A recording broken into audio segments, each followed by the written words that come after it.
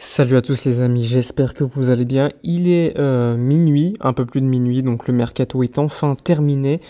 Comme vous le savez, le FC Barcelone a réalisé un très grand mercato, mais on va revenir évidemment sur les dernières heures. Il s'est passé énormément de choses hier, hier jusqu'à aujourd'hui, jusqu'à l'instant. Une journée assez frénétique, on va dire. On va revenir sur tout ce qui s'est déroulé et parler également du débrief de ce mercato. Alors on commence ce matin, tu avais des rumeurs sur une surprise, une bombe qui devait signer avant minuit. Finalement on s'est rendu compte que personne n'a signé. On disait que Fekir allait signer, puis Morata, à chaque fois ça a été démenti. Puis on nous a dit que c'était Bernardo Silva, ensuite à minuit. Sauf que Bernardo Silva, en interview, a encore confirmé ce soir qu'il ne bougeait pas et qu'il n'avait pas prévu de bouger depuis quelques jours, puisque City n'aurait pas eu le temps de trouver un remplaçant. Donc encore une fois, aujourd'hui, on a été, on va dire, roulé dans la farine par les journalistes, mais bon.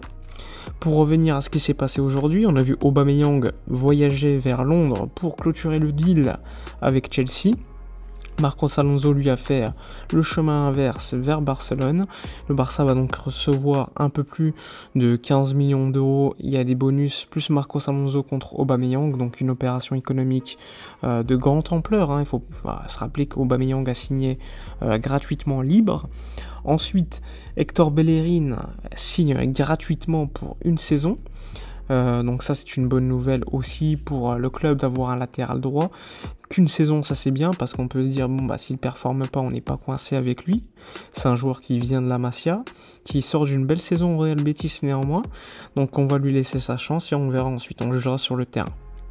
Je suis pas non plus super confiant, mais disons que c'est la moindre des choses quand même. C'est le minimum syndical d'avoir un latéral droit. Ensuite, Braithwaite a été libéré de son contrat, donc excellente nouvelle, ce qui permet donc au FC Barcelone de se libérer d'un joueur inutile. Il a signé directement à l'Espagnol de Barcelone et il voulait pas bouger de Barcelone, donc on se débarrasse de lui. Ensuite, Abdé a été prêté à Osasuna, donc ça a été officialisé, donc ça c'est une excellente nouvelle pour lui, alors qu'il devait potentiellement rejoindre Elche. Elche c'est un club qu'il connaît bien, parce que lui vient de la banlieue d'Elche à la base, il a été formé dans la banlieue d'Elche, à Hercules, avant de venir au Barça B. Donc globalement, une soirée assez folle, une journée assez folle, on n'a pas eu cette recrue surprise, mais bon. On va revenir sur le mercato, on va faire un résumé de toutes les recrues, tous les départs. Alors, Pablo Torre a signé pour 5 millions d'euros, Christensen et Kessié sont venus libres. On a libéré Coutinho pour 20 millions d'euros plus 50% à la revente. Griezmann toujours prêté avec option d'achat de 40 millions d'euros, j'en ferai une vidéo pour détailler ce qui va se dérouler avec Griezmann. Alves est parti libre, Jutgla est parti pour 5 millions d'euros à Bruges, ça commence déjà fort pour lui à Bruges, je pense qu'on aurait pu avoir un peu plus. L'anglais est parti prêté à Tottenham, Raymanai parti à Watford pour 50% à la revente, Trincao prêt avec option d'achat obligatoire de 10 millions d'euros plus 50% à la revente, Wagué parti gratuitement, Robert Lewandowski signé à 45 millions d'euros plus 5 millions d'euros de bonus. Rafinha à 48 millions d'euros plus 12 millions d'euros de bonus. Koundé 50 millions d'euros plus 5 millions d'euros de bonus. Mingueza, Celta Vigo, pourcentage à la revente. Riqui Puig libre, 50% à la revente au Los Angeles Galaxy. Neto est parti à Bournemouth libre. Nico prêté à Valence. Alex Collado prêté à Elche. Umtiti prêté à Lecce. Braithwaite libre. Dest prêté à Milan avec une option d'achat obligatoire de 20 millions d'euros et Abdé prêté. Arrivée de Bellerin et de Marcos Alonso, Aubameyang vendu pour 15 millions d'euros plus Marcos Alonso. Voilà pour le résumé de toutes les opérations de l'été. Donc globalement, on a dépensé quand même pas mal d'argent, on va être honnête.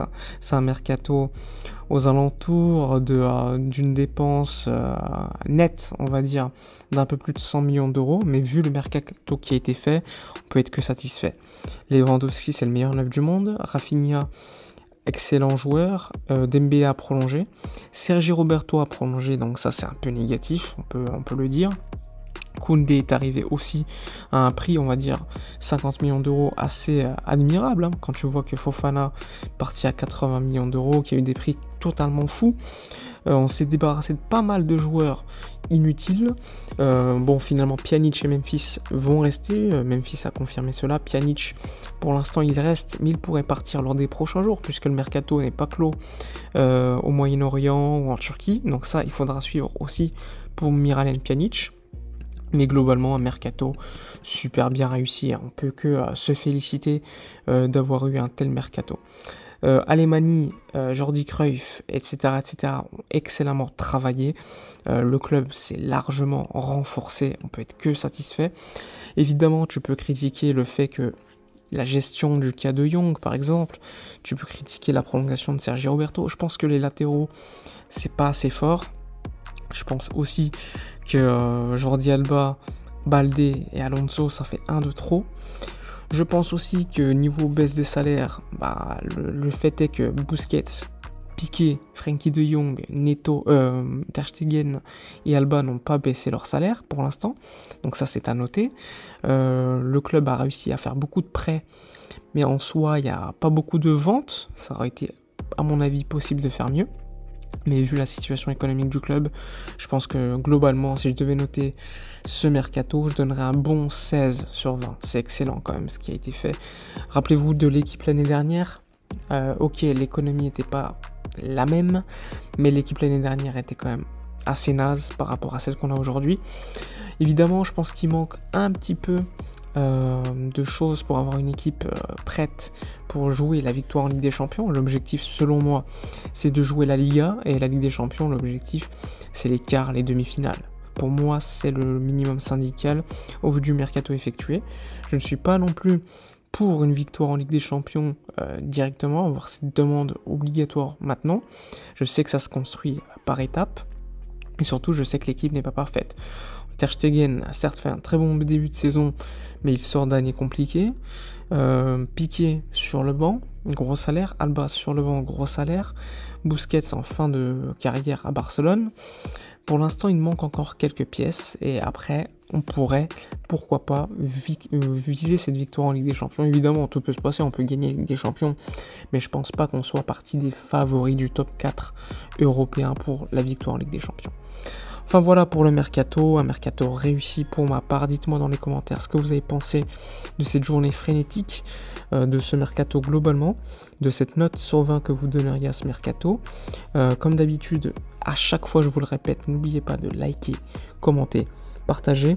Je vous dis donc à la prochaine pour une prochaine vidéo. On débriefera le prochain match de Liga contre le FC Séville. Et d'ici là, comme d'habitude, portez-vous bien.